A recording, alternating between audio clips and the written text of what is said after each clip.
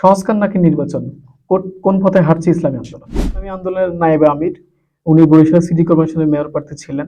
তো সেটা নিয়ে একটা মামলা হয়েছিল, সেই মামলাটা বর্তমান হচ্ছে যে আপনারা রিওপেন করতে চাচ্ছেন। এটা নিয়ে ইসলামী আন্দোলনের অবস্থান কি? বিতর্কিত যে নারী কমিশন, সেটা নিয়ে ইসলামী আন্দোলনের ভূমিকা কি? ইসলামী দলগুলো এক হয় তাহলে ইসলামের পক্ষে একটা শক্তিশালী অবস্থান হতে পারে বাংলাদেশের রাজনীতিতে। সেটি নিয়ে ইসলামী আন্দোলন আসলে তাদের এরকম চিন্তাধারা আছে কিনা, জোট হবে কিনা বা হয়েছে কিনা, সেটি যদি হয়, জোট যদি হয় ইসলামী দলগুলোর মধ্যে, সেটি কিসের ভিত্তিতে হতে পারে বলে?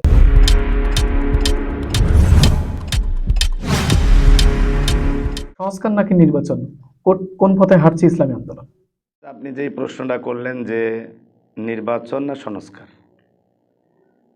মূলত একটা জিনিস জানেন যে ইসলামী আন্দোলন তার প্রতিষ্ঠিত লগ্ন থেকে এই পর্যন্ত আপনারা যদি তালাশ করে দেখেন, আমরা আদর্শ রাজনীতি করি। আদর্শ এবং নীতি থেকে ইসলামী আন্দোলনের কোনো নেতাকর্মী আজ পর্যন্ত বিচলিত হতে পারে নাই। আর আমাদের আমিরদের পক্ষ থেকে যেই নির্দেশনা আসে সেটাই ইসলামী আন্দোলনে একেবারে নিম্ন পর্যায়ে, সেটাই বাস্তবায়ন হয়।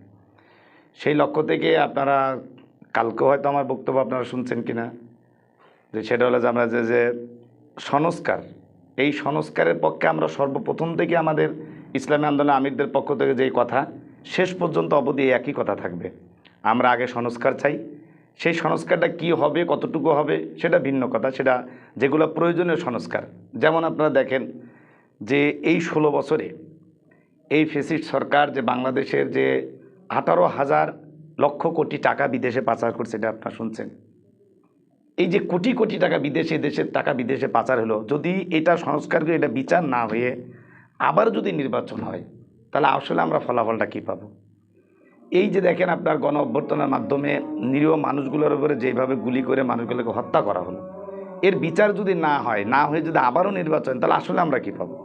এটা অনেক ভাবনার বিষয়, এক এক করে অনেক ভাবনা। এই জন্য ইসলামী আন্দোলনের কথা হলো আগে সংস্কার হবে, এরপরে নির্বাচন হবে। ইসলামী আন্দোলনের নায়েবে আমির, উনি বরিশাল সিটি কর্পোরেশনের মেয়র প্রার্থী ছিলেন। তো সেটা নিয়ে একটা মামলা হয়েছিল, সেই মামলাটা বর্তমান হচ্ছে যে আপনারা রিওপেন করতে চাচ্ছেন। এটা নিয়ে ইসলামী আন্দোলনের অবস্থান কি? তারা যে বরিশাল সিটি নির্বাচনের যে ব্যাপারটা আসছে, আসলে এটা তো আমরা বিগত সবাই জানি যে বরিশাল সিটি নির্বাচন এটা কি পরিস্থিতিতে নির্বাচনটা গেছে। এই নির্বাচন ইসলামী আন্দোলনের দাবিটা আসলে কেন, দাবিটা যৌক্তিক আছে কিনা? আপনারা জানেন যে রাজশাহীতে এবং ঢাকাতে দুইজন মেয়র তাদেরকে সরকার ঘোষণা করছে। এখন দেখেন প্রাপ্য অধিকার ইসলামী আন্দোলনে এটা বরিশালে ঘোষণা করতেছে না। এটা যদি আমরা নিরপেক্ষভাবে দেখি যে আমরা 16 বছরের বৈষম্য দূর করার জন্যই আন্দোলন হয়েছে, কিন্তু এখন কেন আলেমের প্রতি আবার সেই একই বৈষম্য আসতেছে?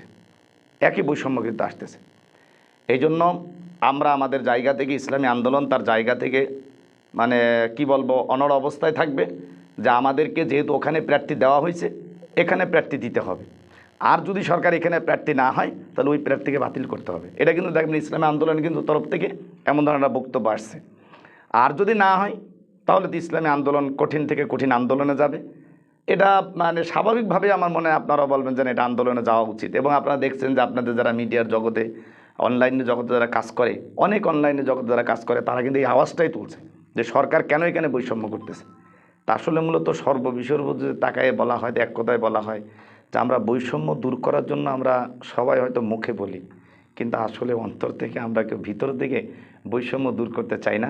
আর এটা আমরা জানি ভালো করে যে বৈষম্য দূর করে যদি উলামা একরামদের হাতে, আলেমদের হাতে যদি কোনো জায়গা চলে আসে, তো সেখানে আসলে বেআলেম বা যেই অবস্থা আমাদের দেশে হয়, এটা করা কারোর দ্বারাই সম্ভব হবে না। যার বুনিয়াদে হয়তো এখানেও সবার একটা বৈষম্য বা বাধা, কিন্তু এই বাধাকে আমরা উপেক্ষা করবো ইনশাআল্লাহ। এবং আমাদের কেন্দ্রের থেকে যে নির্দেশনা 5 তারিখ আমরা অপেক্ষা করতেছি, আমরা আপনাদের মিডিয়ার মাধ্যমে জানা যে সরকার যাতে বৈষম্য দূর করে, এটা যেই নিয়মতান্ত্রিকভাবে ওদেরকেও যেমন দেওয়া হয়েছে এখানেও দিয়ে দিক, তাহলে দেশটা শান্তিতে থাকবে। আর তা না হলে 5 তারিখের পরে যদি আমাদের আমির বা কেন্দ্রের থেকে কোনো ডাক আসে, আমরা কঠোর থেকে কঠোর অবস্থানে সেই আন্দোলন বাস্তবায়ন করবো ইনশাআল্লাহ। বিতর্কিত যে নারী কমিশন, সেটা নিয়ে ইসলামী আন্দোলনের ভূমিকা কি? যে নারী কমিশন, যেই বর্তমান যে নারী কমিশন যে বিতর্কিত যে অবস্থানে আসছে, আসলে মূলত আমরা যদি ওই ভাষায় বলি তাহলে বলতে হয় যে এরা যারা এগুলা দাবি করে, এরা কোন মানসিকতার, এটা আমাদের বোঝা প্রয়োজন আগে। যদি বলেন কেন, তাহলে আমি বলবো যে যেহেতু এর আগেও আপনারা জানেন যে এদেশের ফ্যাসিস্ট সরকার ইসলামের বিরুদ্ধে যে সমস্ত আইনগুলো করতে গেছিল আপনারা জানেন। আপনার এটা জানার প্রয়োজন যে আপনারা মদকে লাইসেন্স দেওয়ার জন্য বাংলাদেশে করতে চাইছিল, এটা এই সরকার আমলেই পারে নাই, বিগত সরকার আমলেই পারে নাই। ইসলামী আন্দোলন কি কঠোর থেকে কঠোর ভূমিকা ছিল এটা হয়তো আপনারা জানেন। পাশাপাশি আপনারা দেখেন যে এরপরে যে বইয়ের ভিতরে যে পাঠ্যপুস্তকের ভিতরে যে বানর থেকে মানুষকে তৈরি এরা করার জন্য সব কিছু করেছে, কিন্তু এরা বাস্তবায়ন করতে পারে নাই। একটা সরকার ক্ষমতাসীন অবস্থায় এত দুর্দশা থাকার পরেও বাংলাদেশে 92% মুসলমানের দেশে ইসলাম বিদ্বেষী কোনো কার্যক্রম বাস্তবায়ন করতে আইনগতভাবে করতে পারে নাই। সেখানে বর্তমান দেশের সরকারটা কেমন অবস্থানে, আর এই 16 বছরের সরকারকে উলটপালট করে দিয়ে বর্তমান বাংলাদেশে 92% মুসলমান একটা তত্ত্বাবধায়ক সরকার বসাইছে, সেই সরকারের কাছে এরা এই দাবিটা করতেছে। বিগত দিকে যে আরও আপনারা তাকান, সেটা হচ্ছে 2011 সালের ঘটনা। সেটা হচ্ছে দেখেন যে এই আওয়ামী লীগ সরকারের সময় যে এই যে বিতর্কিত নারীদেরকে নিয়ে আবার যে পর্দা বিরোধী যে আইন পাশ করতে গেছিলো, শরীয়ত বিরোধী আইন পাশ করতে গেলে সেই সময় জানেন যে ইসলামী আন্দোলন ঢাকা থেকে 144 তারা আইন ওই সময় ভঙ্গ করে তারা রক্তাক্ত একটা অবস্থার ভিতরে কিন্তু ঢাকাকে সমাবেশ করছিল। তো ওতে বিগত দিনেরকে আমি এই জন্য বললাম যে বিগত দিন স্মরণ করে এতটুকু স্মরণ রাখতে হবে যে এই নারী নীতির বাংলাদেশে বাস্তবায়ন করতে পারবে না, এটা আদৌ সম্ভব না। ইসলামী আন্দোলন কঠিন থেকে কঠিন অবস্থানে যাবে, প্রয়োজনে রক্ত দেবে, জীবন দেবে, তবুও বাংলাদেশের 92% মুসলমানদের ইমান ও আমল আকিদা কেড়ে নিতে কেউ পারবে না, এটা সম্ভব না, এটা কিছুতেই পারবে না। এবং এটার জন্য যদি সরকার যদি এটা স্ব ইচ্ছাকে সোজা আঙুলে যদি সরকার এটা মেনে নেয়, সরকারের জন্য ভালো, দেশের জন্য ভালো। আর যদি সোজা আঙুলে না ওঠে তাহলে একটা প্রবাদ বাক্য আছে যে আঙুল বাঁকা করতে হয়। তাহলে বিগত 16 বছরের সরকার যদি আঙুল বাঁকা করে যদি এদেশের যুবকরা মুসলমানেরা ঐক্যবদ্ধ হয়ে যে তাড়াইতে পারে, তো এটা তো সামান্য ব্যাপার, এটা সম্ভব না। বাংলাদেশের ভিতরে এটা কিছুতেই করা সম্ভব হবে না। আওয়াজ উঠেছে যে যদি ইসলামী দলগুলো এক হয় তাহলে ইসলামের পক্ষে একটা শক্তিশালী অবস্থান হতে পারে বাংলাদেশের রাজনীতিতে।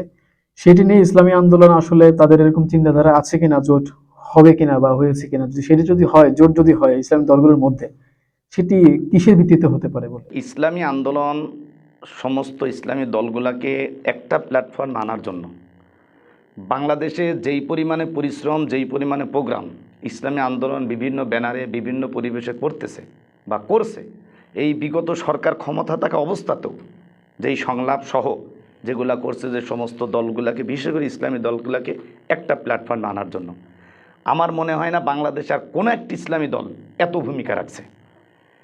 এরপরও আমি বলবো যারাই ভূমিকা রাখুক আলহামদুলিল্লাহ। সাথে সাথে দেখেন ইসলামী দল আমাদের আমিরের পক্ষ থেকে কিন্তু একটা ঘোষণা যে ইসলামের পক্ষে আমরা একটি বাক্স দিতে চাই, ইসলামের পক্ষে বাক্স একটা দিতে চাই। কিন্তু এই যে চাওয়াটা আমরা চাচ্ছি, আমাদের আমিররা দৌড়াচ্ছে, কিন্তু এটা তো সবাই মানে আগ্রহটা তো থাকতে হবে।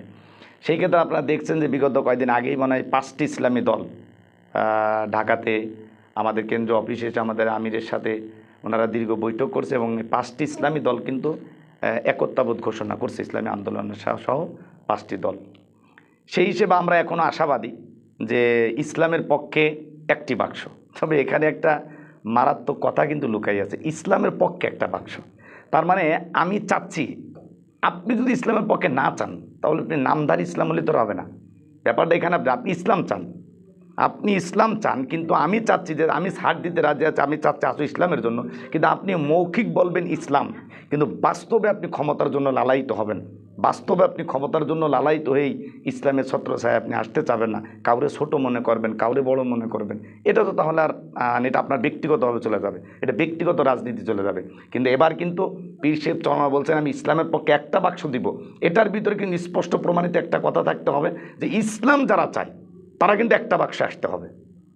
আপনি ইসলাম চাইবেন অথচ এক বাক্সে আসবেন না, আপনি ইসলাম চাইবেন অথচ এক বাক্সে আসার জন্য আপনার কতটুকু আগ্রহ, ওখানে কতটুকু বৈঠক, কতটুকু পরামর্শ আপনি করবেন, এটা আসলে আর যেহেতু এখন মিডিয়ার যুগ, এটা দেশের জনগণকে এত ফাঁকি দেওয়া সম্ভব হবে বলে আমি মনে করি না। এজন্য আমাদের আমিরের কথা, ইসলামী আন্দোলনের কথা যে আমরা ইসলামের পক্ষে একটি বাক্স দিতে চাই, যে ইসলামের পক্ষে আসবে সে ওই বাক্স ভিতরে আমি আশা করি আসবে। এখন বলবেন যে ভাই তাহলে যারা এই পক্ষে আসবে না তারা কি ইসলাম চায় না, এটা যদি আপনি বলেন তা আমি বলবো, এটা আমার ভাষা, এটা আমার মানে দলীয় ভাষা না, এটা আমার ব্যক্তিগত বলবো, আমি বলবো যে না, আমরা সে ছোটোকাল থেকে কম বেশি বিভিন্ন রাজনীতি করে কিন্তু এখানে আসছি, এমনিতে এমনিতে এখানে আসি না। এই জন্য আমি বলবো যে না, যদি ইসলামের জন্য চায় তাহলে তাকে ওই গোল টেবিলে আসতে হবে, সে বসবে, তার আগ্রহ থাকা লাগবে। শুধু আমি আগ্রহ ব্যাপারটা তো তা না। আজান হয়েছে, মুয়াজ্জিন আজান দিছে, এখন মুয়াজ্জিন আজান দিয়ে দিচ্ছে ঈশার নামাজের সময়, আমার কর্তব্য নামাজে যাওয়া, আমার কর্তব্য আমার নামাজ। আমি যে নামাজে জামাতে না যাই, আমি যে নামাজ না পড়ি, তো এটার জন্য কি ইমাম সাহেব বা মুয়াজ্জিন দায়ী হবে? এটার জন্য ইমাম সাহেব মুয়াজ্জিন দায়ী হবে না। তার মানে কি, আমি নামাজ পড়ি না, মুখে বলি নামাজের কথা, মুখে বলি দাওয়াত দেওয়ার কথা, মুখে লেবাজারকে নামাজের সময় আমি নামাজ পড়ি না, তাহলে ইমাম সাহেবের দোষ না। এই জন্য যারা ইসলাম চায়, যে একটা প্ল্যাটফর্মে আসার জন্য তার আগ্রহটা থাকবে, তারও সেই জায়গায় যাইতে হবে, তাহলে আমি বলবো সে ইসলাম চাই। আর যদি ইসলাম চাবে, আপনারা জানেন যে ইসলামের ভিতরেও আমরা দেখেন যে বিগত 16 বছর যে সরকার ছিল, এই সরকারের কাছেও ইসলামের নামে, ইসলামের নামধারী করে এই 16 বছর এই সরকারের ছত্রছায়া ছিল না, এক শ্রেণী ইসলামদারি নামধারী লোক ছিল। আবারও যদি ইসলামের কথা বলবেন, ইসলামের প্ল্যাটফর্মে আসবেন না, আবার আপনি ভাগাভাগি করতে যাবেন, তার মানে আপনাদের এইটার ভিতরেই আমি আমার ভাষায় বলবো যেটা মুনাফিকি, যেটা ইসলাম নয়, এটা মুনাফিকি। তা আমরা আল্লাহ রাব্বুল আলামিন যেন আমাদেরকে সব কিছু দ্বিধাদ্বন্দ্ব ভুলে যে ইসলামের পক্ষে, ইসলামী আন্দোলনের কথা একটা বাক্স দিব, আমরাও সেই এক বাক্সর পক্ষেই আছি।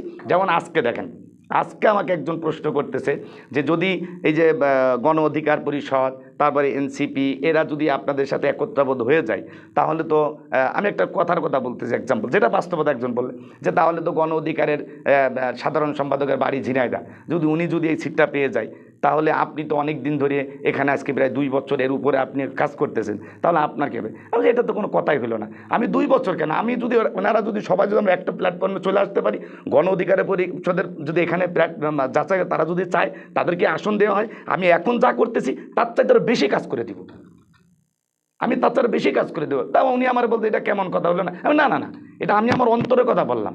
আর আমি মনে করি এটাই দেশপ্রেমিক হওয়া দরকার। আমি এখানে হতে হবে ব্যাপারটা তেমন না, এখানে যে আসুক তার দ্বারা দেশের কাজ হবে, দেশের উন্নয়ন হবে, এটার জন্য আমরা চাই।